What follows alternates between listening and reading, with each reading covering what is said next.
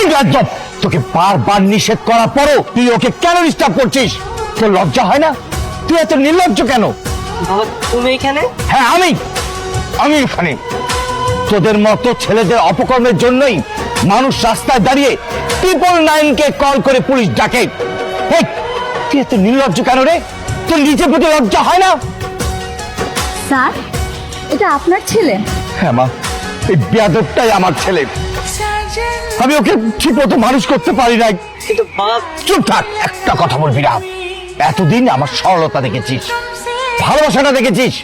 আজকে তোকে থানায় নিয়ে গিয়ে বুঝিয়ে দেবো যে আমি প্রয়োজনে কতটা কঠোর হতে পারি। একে থানায় ধরে নিয়ে যাও। তুমি একা কেন? আমার ছেলে কই? অপরাধীকে বিচার না করে ছেড়ে দেওয়া যায় না, সেটা তুমি জানো না? মানে কি? আর আমার ছেলেকে আনলা না, আবার বলতেছো অপরাধী? একদম চুপ থাকবা। ওই মেয়ের আশেপাশে হতে থাকবি, আর মেয়ের ছায়াও তুই পারাবি না বলে রাখলাম। মাহি, দাঁড়া দাঁড়া, তোমার সাথে আমার কিছু কথা আছে।